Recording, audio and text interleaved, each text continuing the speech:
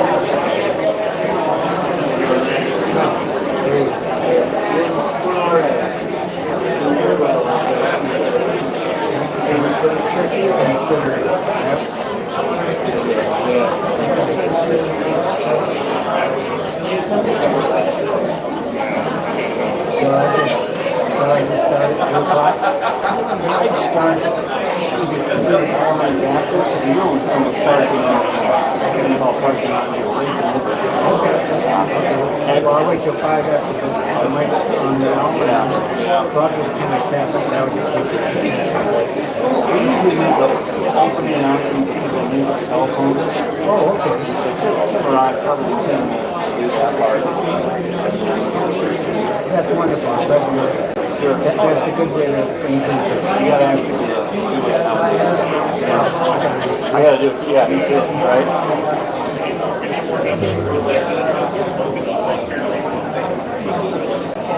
Folks, there are 5 chairs. I know it's the front of the bus. Everyone likes to be in the back of the bus, but there's 5 chairs up here if anybody needs to sit down.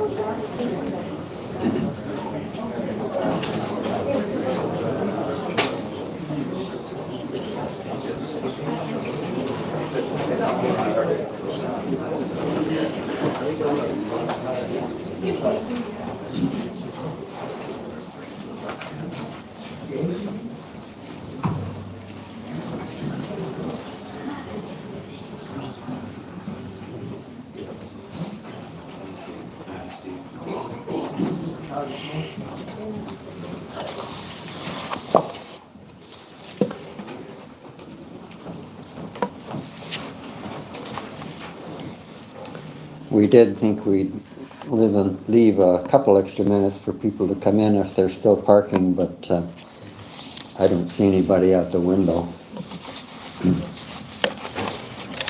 Welcome to everyone, and thank you for being here. We have gathered to grieve our loss and to express our love and respect for Marcia Jean Buckmiller Cameron. The family wishes to thank you for all the cards, food, and condolences that you have already delivered to them. All very much appreciated. My name is Randy Hike. Jim asked me to explain who I was. I've been a friend of the family for more than 30 years, starting with my having been invited to Thanksgiving at Jim and Marci's home, by reason of my having become a companion to Jim's sister, Carol, after the tragically early death of her husband, Ed Lahan. Carol herself passed away from cancer 3 years ago. That's the background that gets me here. 30 years ago, when I was invited to Thanksgiving, I had no idea what a Thanksgiving at the Camerons would mean. 4 families with 11 or more cousins running around, playing games, outdoors and indoors, commanding adults to watch their impromptu skits. Abundant, marvelous food, everybody pitching in and enjoying each other.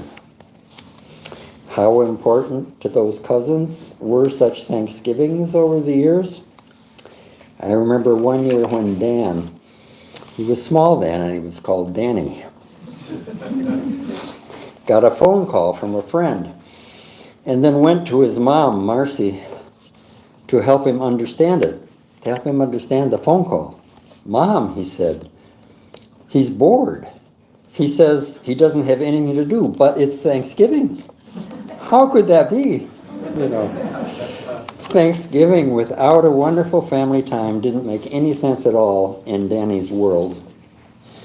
Everybody did pitch in happily, but as I learned over the years, no one was more important than Marci in the background, anticipating every Thanksgiving and other family events, planning and pulling everyone together.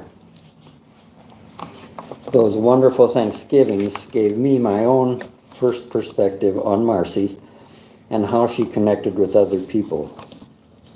Much of our program today will consist of individuals among us who will speak of their life experience with Marci.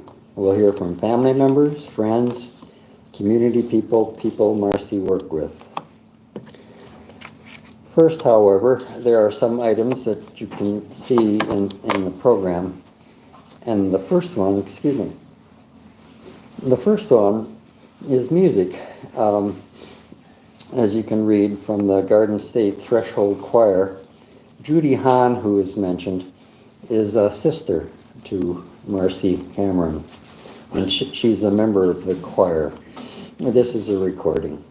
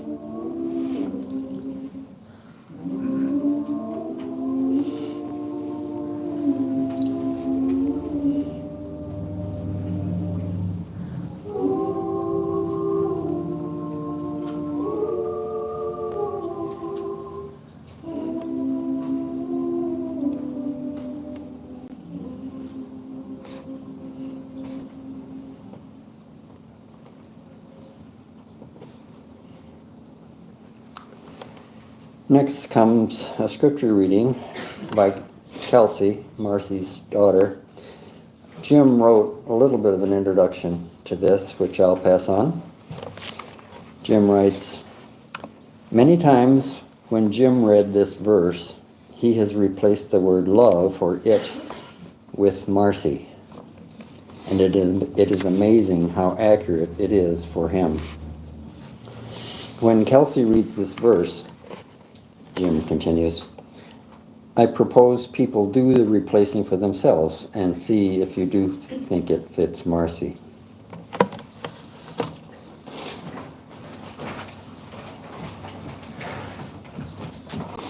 All right, and these are Marci's granddaughters, Alex and Aurora, who will be reading as well. Love is patient, love is kind. It does not envy, it does not boast, it is not proud. It does not dishonor others, it is not self-seeking, it is not easily angered, it keeps no record of wrongs. Love does not delight in evil, but rejoices with the truth. It always protects, always trusts, always hopes, always Perseveres. Love never fails.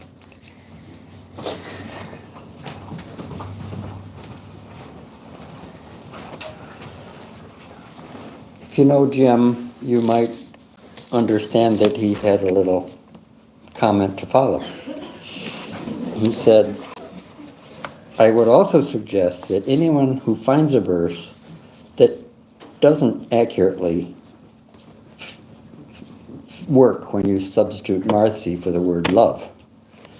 See him later and he'll straighten you out.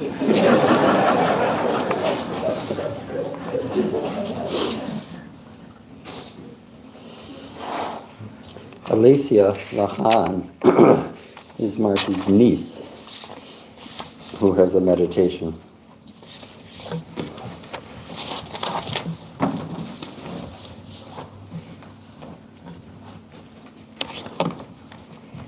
The most extraordinary lives are often the ones lived most quietly, most remarkably, by one's neighbors and loved ones.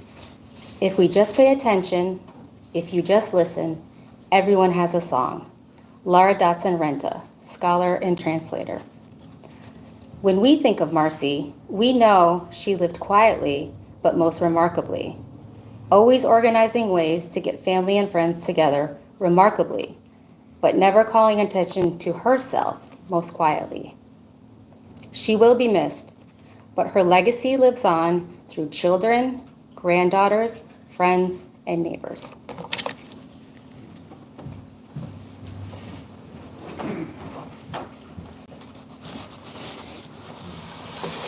The hymn that comes next will be sung, performed by the daughter of Charles Schmunk, which many of you know, Susan Schmunk. Hymn of Promise, also in a recording.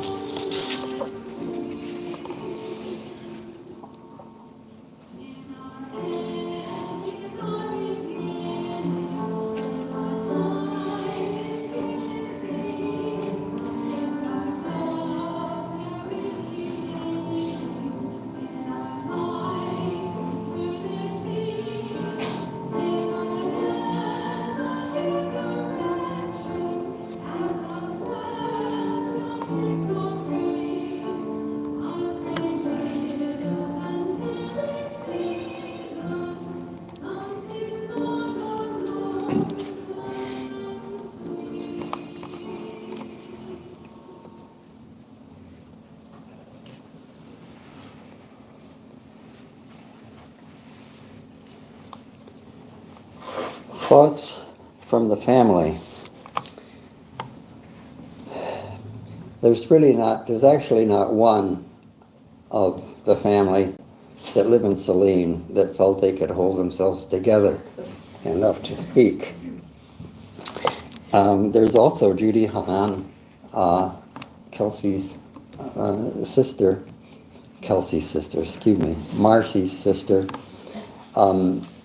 who thinks she can speak but has a backup in case. So I get to read what all these people have written down. So I'm a stand-in for each of these family members. I'll start with Kyle. Kyle had such difficulty, he even had trouble just putting anything down. But in the visitation period just now, in the back of the room, I overheard him say something which was quite lovely, and I got his permission to quote him. he was explaining to somebody how he felt. And he said, we're all kind of falling apart. Mom always held us together, well, as if all of us were pieces of a puzzle, and she's not here to put us together. I thought that was pretty eloquent. Okay, next up I'm gonna do Kelsey. Kelsey writes, our mom encouraged and fully supported our experiences and adventures, and often joined in and participated in those adventures. During my middle and high school years, she spent countless hours driving me to theater rehearsals and saw multiple nights of each production. In my adult years, she and I went to many plays together, including Shakespeare festivals and weekends in Chicago. More than once, we left at intermission, not because the play was bad, but because we decided we'd rather spend the time talking with each other. When I studied abroad in South Africa, she visited for a week. During a dance class, the students were to go across the stage. This is in South Africa. The students were to run across the stage practicing what our instructor had demonstrated. After completing my turn, I couldn't find my mom, where she had been watching in the class. I looked around and realized that she had joined in and was enthusiastically taking a turn across the stage. During that trip, we also got closer than is advisable, to ostriches, baboons, and a cheetah. After college, she helped me move to Montana, which was a multi-day journey, including her confidently driving through a blizzard in the plains of North Dakota. She had many adventures with her 2 grandchildren. In addition to taking care of Alex as a baby for several months, she and my dad often watched our daughters so that my husband and I could take a trip or spend time together. She and my daughters joked that she must have gone to cool grandma school because of all the fun she created for them. While I had hoped we would have more adventures together, I am glad I have so many memories of our experiences together. And Kelsey has given me, just in notes, 2 statements from her daughters, Alex and Aurora. Aurora said, I loved it when Grandma sewed things and blankets for us. She's a great cook. She is caring. Alex says, I loved when she would get up before me in the morning and she'd be on the porch and I would go out there and sit there and we would talk and eat breakfast. That's Kelsey and her daughters.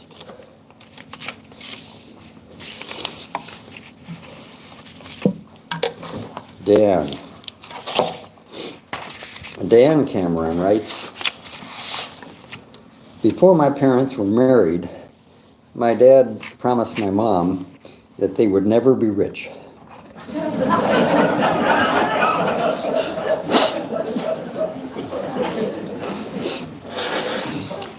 As someone who also went into education, I can see where he was coming from. But when looking at the definition of the word rich, only one entry mentions money. The rest have to do with abundance, quality, complexity, flavor, diversity, preciousness, being pleasant, and of course, value. And in those ways, the best ways, my mom and dad have had an incredibly rich life that I don't think either of them would have traded for all the money in the world. Rich also refers to a comment causing ironic amusement or feigned indignation. And let's be honest, that's a Cameron tradition as well. It's in the text, he said that. The joy and love that my mom brought to everyone in this room is absolutely incredible to see. The kind words, the thoughtful stories, the wonderful memories people have shared with us have helped us in the last couple weeks and will keep her incredible memory alive. On the night before her passing, I had dinner with my brother and my parents, looking out over the beautiful garden she created. Still on the high from seeing her daughter and granddaughters a couple weeks before, she said, "I got my guy, my 2 boys, and I am happy." And she was. She was truly and incredibly happy. So in her honor and to keep her memory with us, I want to share words that truly embody the joy she felt and the happiness she shared with the world. And I urge you all to live by these words as well. Kurt Vonnegut's uncle once told him, "I urge you to please notice when you are happy and exclaim or murmur or think at some point, 'If this isn't nice, I don't know what is.'" That's from Dan.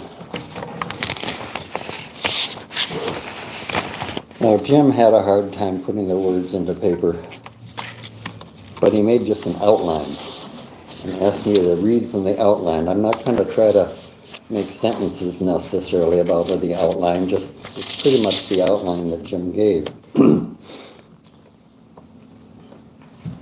He says, notes for Marci. Oh, it's all about notes he gave to Marci over his life. He said, from Marci's husband, Jim. Jim wrote many notes over the years to Marci. Notes left on her computer, notes left in her planner, notes on the bathroom mirror, notes in her car. There are 5 points in Jim's outline. Number 1 is totally, completely, ridiculously. That's how much Jim loves his Marcia. He told her many times over and over. Number 2 in the list of notes is, remember that day we were married? All caps, best day ever. Another note from Jim to his Marcia Jean, and it's still true, he writes. Heading number 3, you are my sunshine.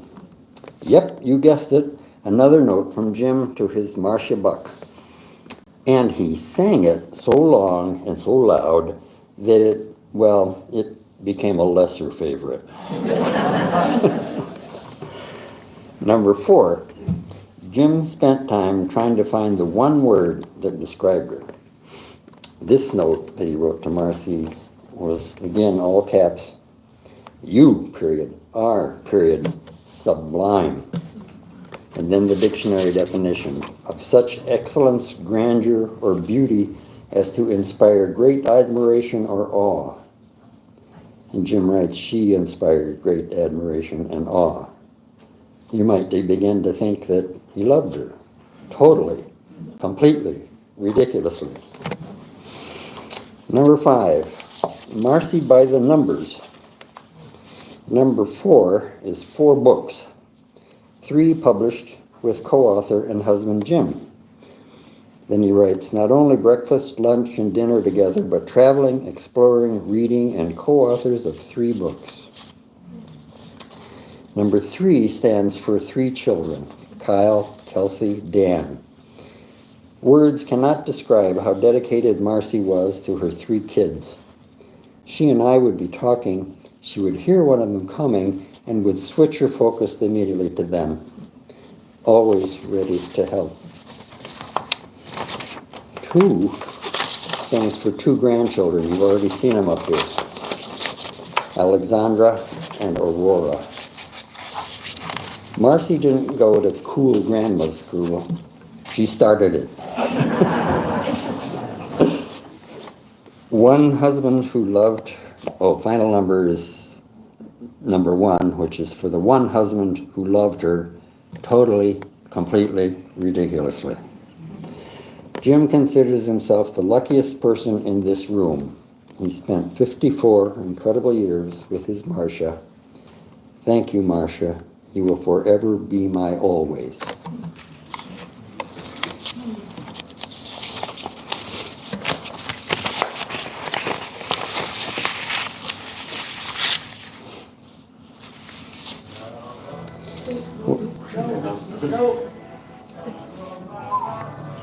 Yeah, no, not quite yet, sorry. Yeah. I was slow to get my bearings on what came next. What come next, now we're going to open it up to people who are here. Oh, I'm sorry. Yeah, forgive me.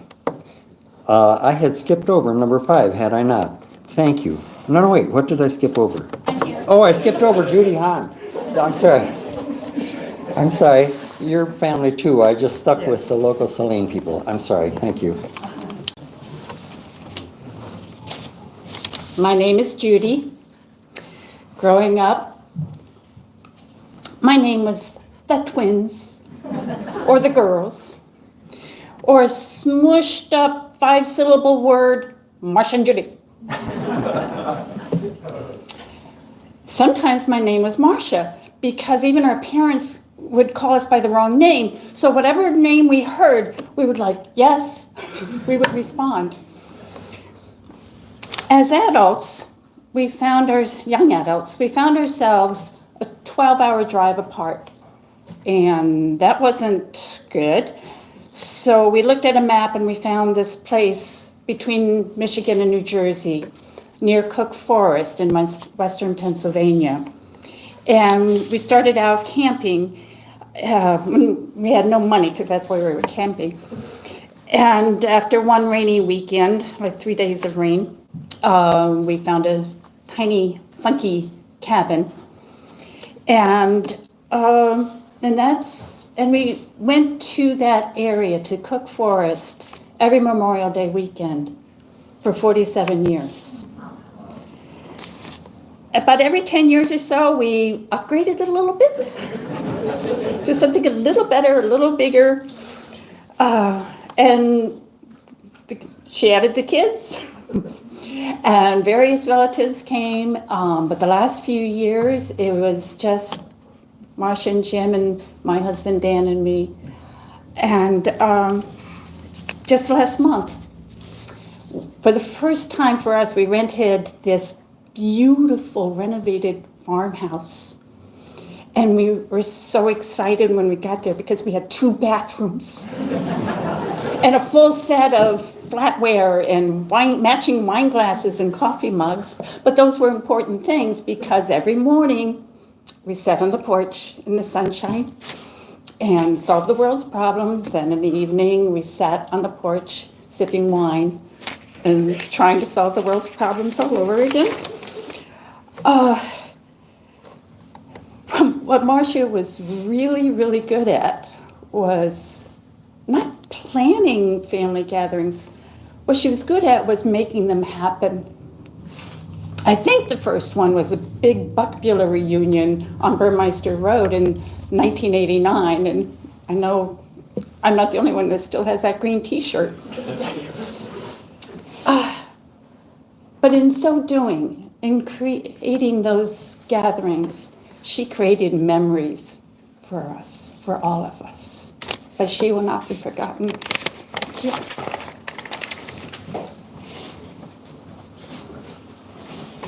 Thank you, Judy. It's clear everybody is talking about the same person, right?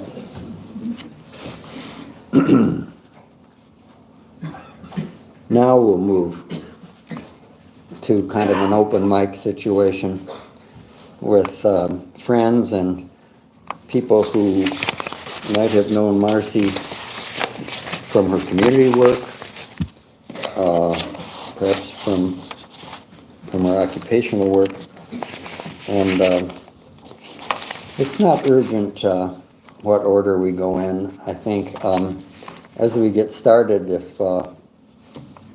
if you can tell that several people are interested, why don't you kind of line up here and so that we can go to the mic without delay as soon as. But if it's not possible for you to walk up here, or you really prefer not to, we will bring the mic to you. So, and please, I hope everyone will please introduce themselves and their connection with Marci. Thank you. Good afternoon. Kelsey asked me to give a few words. I'm Barbara Cheram, and I've known Marci for about 40 years, and Jim, and Kyle, and Diane, and Kelsey. And first off, I'm so sorry, such a loss. Although a shock in that I just had an email exchange with Marci the Sunday afternoon before her Monday morning heart event that took her life, I thought it rather fitting that Marci would die of a heart event, as hers was always such a big and open heart. It was her lasting memory of big heart, and to go quickly was fitting in some ways as well, though none of us remaining think so. But she was somebody who not only was ever active, but would like the idea of not burdening others with eroding life, extensive care, or a slow decline. No, Marci was a person who sought out service to others, and at 76 may have well seen the end of all that in the vibrant way she met life. Jim and Marci are those rare people that live their values. Kalamazoo grads are all about Lux Esto, be the light. And Marci certainly was. Status and taking on accoutrements of the professionally educated class weren't their aspirations or ideals. They were truly service-oriented and oriented towards the enticements of adventure, travel, and learning. I never met a more active but relaxed couple, comfortable with themselves and their total enoughness. Marci was one of the dearest people I've known. It seems that it was just a wink ago that her children were in school and we were having 3 families eating dinner in their Burmeister home. With 7 kids under 10, chaos reigned. Marci had a wonderful, wry sense of humor and was always an earnest listener. She and Jim were active in oral history for Michigan, and it was a natural for Marci, who listened well. She was a kind friend, whether it was our shared meeting time on the education committee at the old Chelsea Methodist Church, Jim heading spaghetti dinners for I don't know how many years. But it was 30 years back, or our Chelsea book club, where Marci always wanted to read classics. We enjoyed our time together. She helped me with decisions for my parents' final years, and I helped them with Jim's dad, Charlie, when he passed. Marci was a true partner to Jim, and there were projects that both were involved in. I'd see them at Osher lectures, and Jim and social studies, of course, were always a point of conversation along with politics. I expected her obituary to say, in lieu of flowers, please vote Democrat.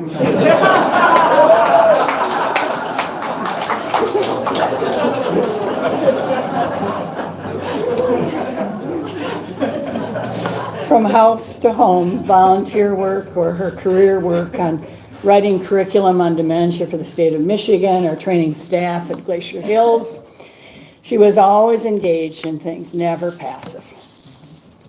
She loved her granddaughters, and she and Jim seemed to think nothing of moving to Madison for a season if it would help Kelsey and their grandchildren's child care. I recall her even sending me a children's story she'd written for the girls. I first learned about COVID from Marci as we drank coffee at Starbucks, and she told me about Kyle's lockdown in his China teaching.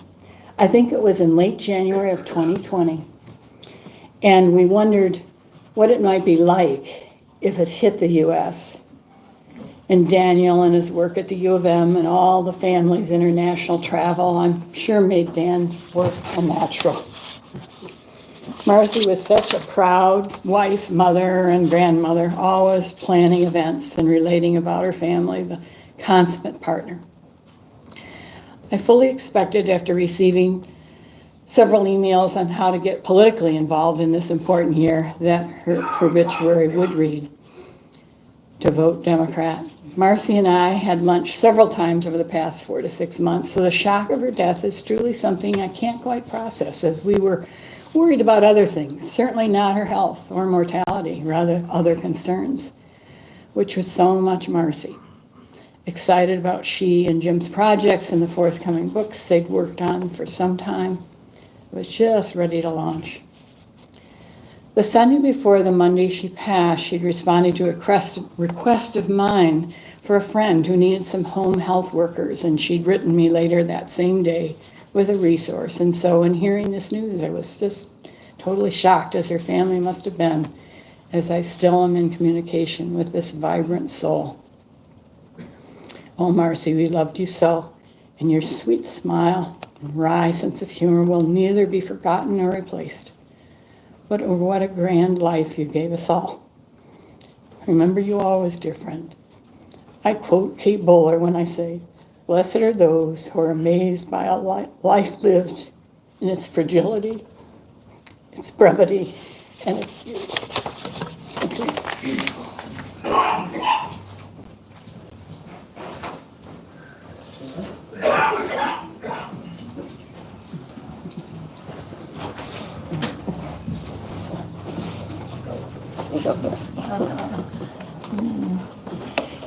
Hello, I'm Pat, and along with Donna and Sheila wanted to share some information about our girls group, which was also known as Pat's Pals and the Chicas and just the girls. Thank you, Kelsey, for this opportunity. It means the world. Way back in 2006, I decided that it would be a good thing to gather some friends from various parts of my life. They didn't all know each other, but I just felt the need to bring them together. And so that first holiday lunch was the creation of the girls. And Marci was the heart and soul, as you can well imagine, of the girls. The friendship grew. We met, she enjoyed all of the outings, numerous outings, and often gave us great ideas for what to check out or look at. And when the pandemic hit, we switched to Zoom and stayed in touch every single week, Thursday morning, by Zoom, and were able to remain connected in that important way to this day. So, Marci, we are heartbroken by this loss and can't quite imagine our lives or your lives. But we will carry on with her strong spirit, love of her friends, and we will carry on because she would want us to. So I'm going to let Sheila and Donna share some thoughts too. My heartfelt condolences to the family and to all of you who shared in Marci's life. So in 1964, sounds like a long time ago, but actually I had a link to Marci going way back then, because I came to this country, to Irvington-on-Hudson in New York, and little did I know that Marci and Judy were next door, almost in Ardsley, in high school, okay? And after seeing all of the photos here, I think, wouldn't it have been fun for me to have met Marci and Judy back then? You know, I mean, what a fun couple of twins, you know? But my story with Marci is not unique. All of Pat's pals are certainly blessed by our relationships that we had with Marci. And when I say I really mean we. Because can you imagine how we've been able to, for so many years, since 2006, have a Zoom call every week through COVID. We've met, you know, in parks, in homes, you know, so we've really had a wonderful opportunity to get to know Marci over all these years. And when I look back, you know how you can save emails? Well, I've saved many emails. And so I look at all the emails that involve Marci, and I think about our many, many conversations. And I recognize that personally, Marci was an influencer in my life. We've spoken about all the things that she participated in, but I'm going to add that she actually influenced us to behave in certain ways. And so, I mean, I was inspired to write a story to my grandchildren because of the story that was already mentioned that she wrote to Alex and to Aurora. And if I remember correctly, it was about fairies, right? If you go to their home, their backyard has beautiful fairies, you know, all through these, you know, plants. And, you know, those are all thanks to Marci. And I was inspired to drop off books. And so I hope that everyone here this week, maybe, will actually go out and get a book that you've already read and you're willing to give up and take it to a little library. Because here in Saline, Marci was the one that really gave momentum to this movement for little libraries. And so I've given libraries now in Boston, in Chicago, in Ann Arbor, because we know children's books, you know, they do accumulate. And my grandkids have many books.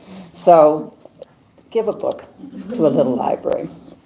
And I was inspired to support local theaters. I mean, so if you're by Chelsea, check out, see what theater piece is happening.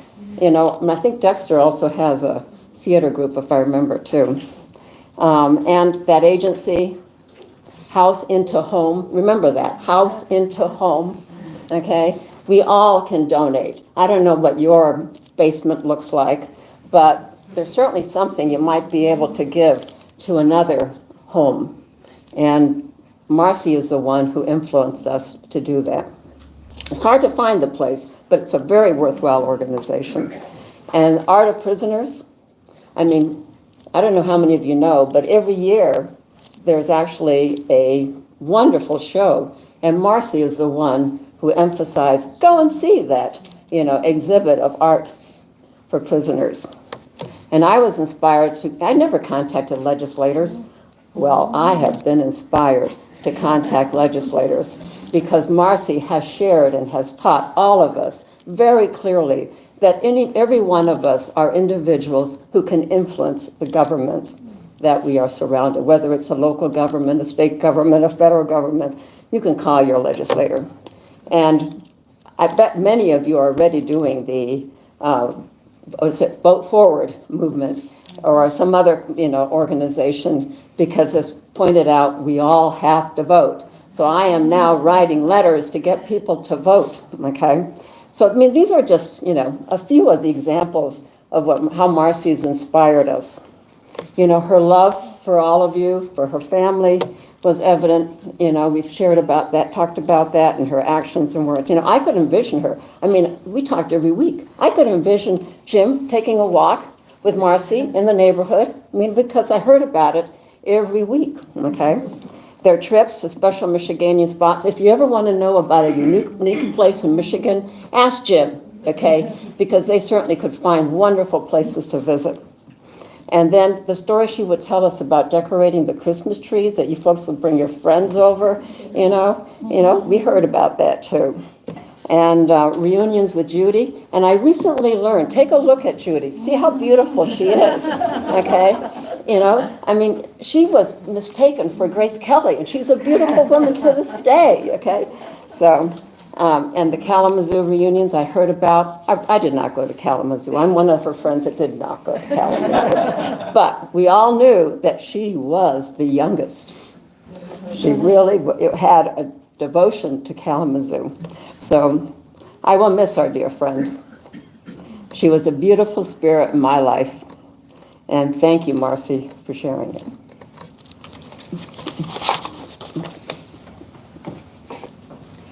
Well, I'll be a little brief. There's a clear theme here about Marci. We all say many of the same things. Our dear Marci, a friend for over 20 years, a constant inspiration to our group of pals, as we called ourselves. She inspired us to do good. to work on projects of social and political significance. In our sisterhood of 6, Marci was the woman of action.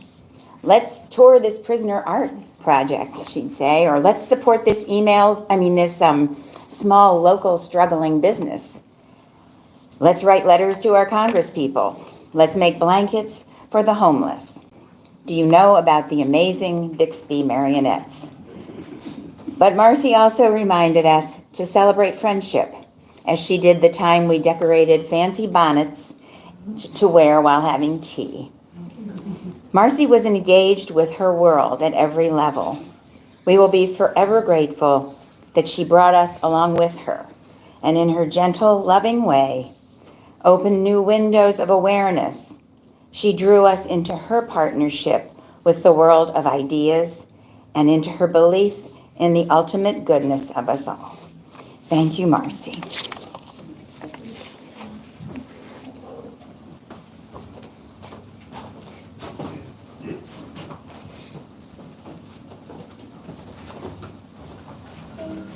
Good afternoon. I'm Tamika, and this is my husband, Carl, and we are neighbors of Jim and Marci. We've been neighbors of theirs for 7 years now, so I just had a few words that I wanted to share. To the family and many friends, on behalf of the neighborhood, we would like to offer our sincerest condolences to Jim and his family in the passing of Marci. I can remember when I first moved here to Saline, and we didn't know anyone. Soon as we moved in, we were visited with a warm welcome from Marci and Jim at our door, inviting us to the neighborhood picnic. At that point, I knew immediately that we moved to not only a neighborhood, but a loving community. Soon after this, I realized that Marci and Jim were the glue that held the closeness of our neighborhood together. With many more annual neighborhood picnics to come, times of getting together, be it at games for the kids in the neighborhood, parades and get-togethers, they both were always there. Marci and Jim are definitely a great example of what a marriage looks like, a successful marriage. The walks they took together, the closeness they shared, and the smile she always had on her face truly showed the love that they both shared. Her spirit, always very gentle and kind.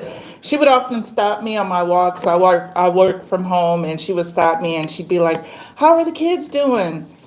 I'll definitely remember too her smile when Carl, my husband, and Jim would start with their joking. She would just smile. Jim, we want you and your family to know that we are here to support in any way. During this extremely difficult time, your thoughts and prayers are with us. And I'd just like to add, if it's any indication of what Marci's spirit was, today, I believe Marci's spirit had me sit next to her friend with the Women of League voters today. And I joined.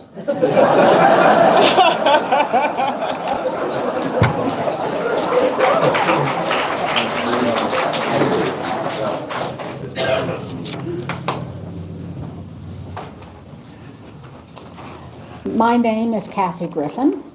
I met Marci at Kalamazoo College, but we really became friends when we were at the same center for our senior work study program, foreign study program in France. But my real claim to fame, and I don't know if you remember this, Jim, was right after foreign study when Marci and I were having lunch and talking, as we often did. Jim came up and invited Marci out for their first date. So I am pleased to say that I was there at the beginning of an incredible love affair.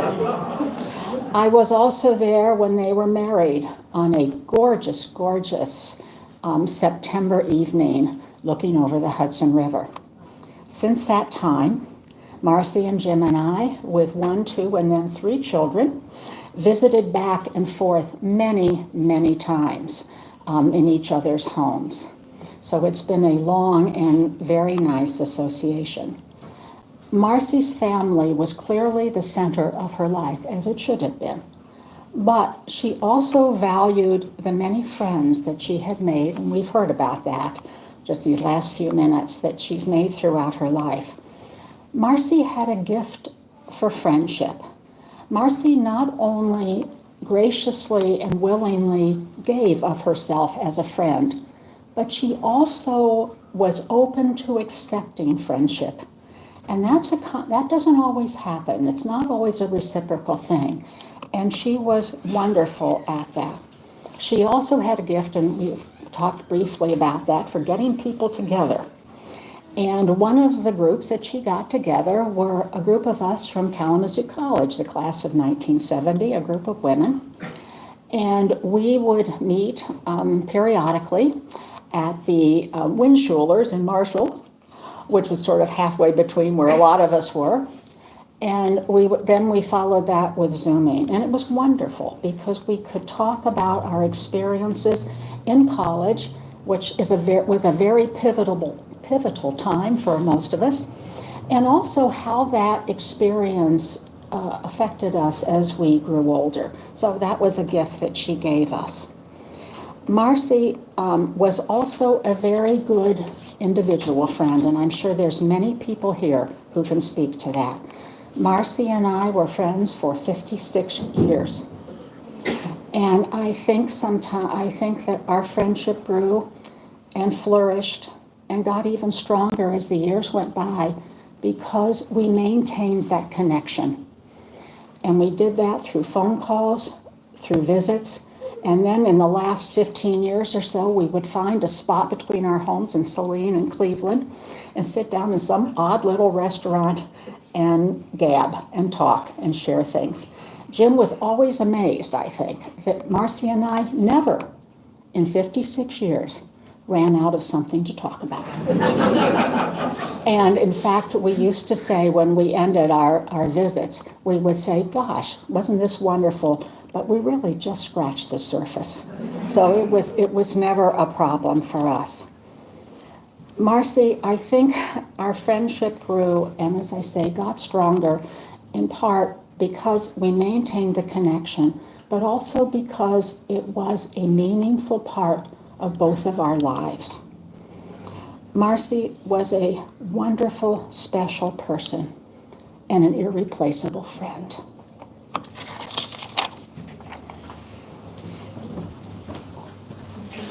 I'm not sure I can look at you. Hi, my name is Karen Buckmiller.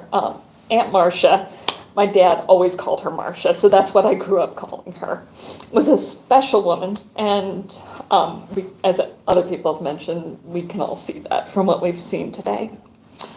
After my dad passed away, her brother, she ensured that our Buckmiller family held together, that she found ways for us to gather, and you've heard similar stories with all the groups within her life. Even though my generation was juggling our careers, our growing families, and our life experiences, she was able to get us together. Last week, after I received the call, my thoughts constantly drifted to Marcia. I had instinctively known that she was the core of the family. But it hit me fully that she had been the heart of our very small family. The glue that held us together as we spread across the country and across the world. She and Jim raised my 3 amazing cousins. Sorry. Who I constantly brag about. I see her in each of them. I see her in my own life. I see her around because she just loved life and she loved the world around her, and she will be missed.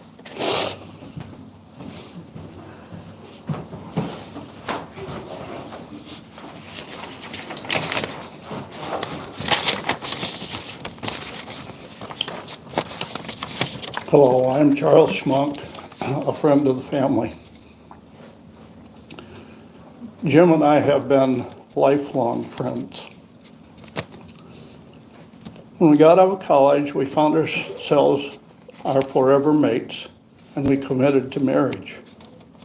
We were young, and that was a long time ago. Jim and Marcia were married in an outdoor ceremony in Hartsdale, New York, and I was the best man.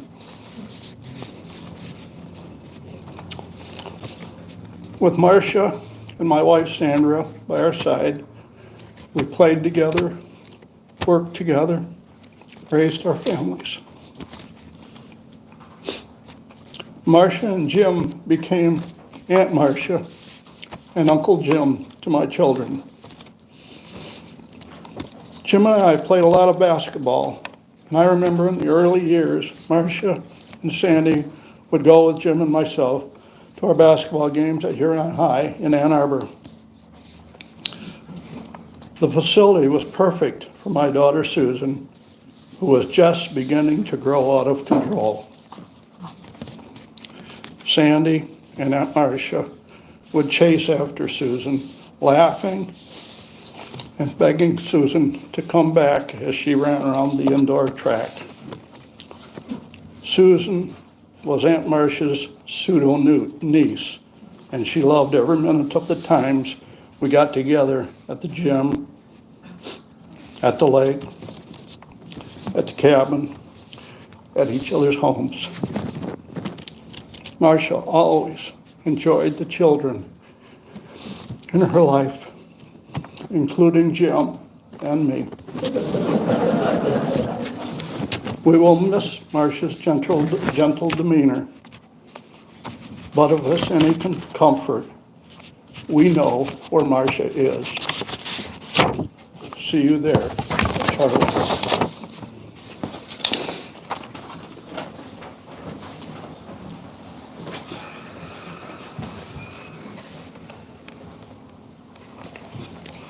I believe I skipped something on the program. Does that sound right? The number 5, Hymn of Promise? Yep, we did that. Did we do that? Okay. Thank you. I'm sorry. I'm losing my grip.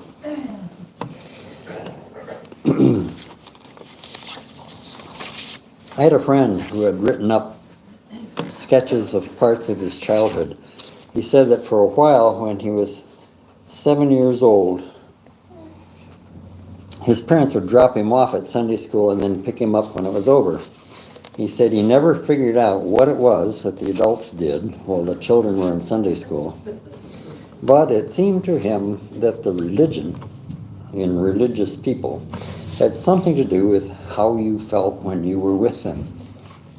That very much makes me think of Marci, because it seems to me there was a feeling of being in Marci's presence. In Marci's presence, it felt to me, Marci's presence, I should say, felt to me like an invitation to join her in being happy about something, or to join her in doing something together. It's hard to say what it was. So thanks to what people have said today, we've heard many versions of feeling Marci's presence. We're coming now toward the end of our time together. There will be a dinner later this evening, limited to the members of the immediate family. But right now, we are invited to an informal reception right here. Just where we came in, there's a small room labeled lounge, but we wouldn't all fit there. Half of, only a small number of us would fit there. We're allowed to overflow, and we can enjoy a continued time to greet each other and share memories of Marci's out in this area. There'll be some refreshments in that little room labeled lounge. Jim told me and wanted me to tell you that he and Marci had anticipated many more happy years together with children, grandchildren, and friends. They were not planning funerals. But Marci, who usually didn't ask for things for herself, for a long time had one song that she said she wanted played at her funeral. The song is Time of My Life, sung by Bill Medley and Jennifer Warnes. For Marci, Time of My Life clearly meant my full lifetime of life. that she had shared with Jim. Not the time of my life up to a high point, but the long-term totality of all aspects of two wonderful lives fully shared.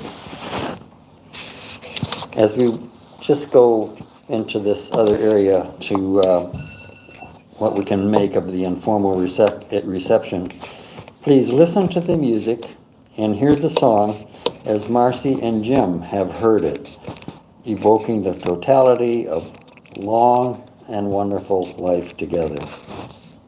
Thank you for coming today and helping to celebrate Marci's life. Thank you, Marci. We love you very much.